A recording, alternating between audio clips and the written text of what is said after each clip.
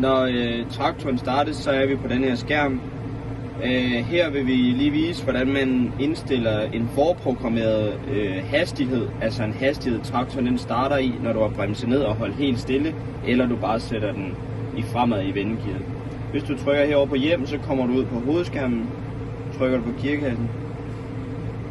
De her to, det er vores forprogrammerede hastighed. Her er det for eksempel 4,2, vi har sat den til, når vi skal køre frem.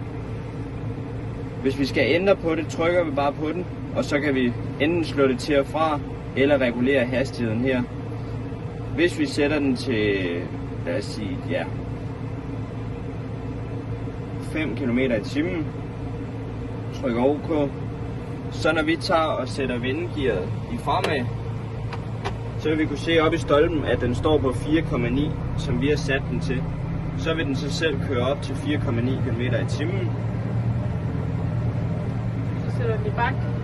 Hvis vi så sætter den i bak, så tager den i 4 km i timen, vi har valgt herover.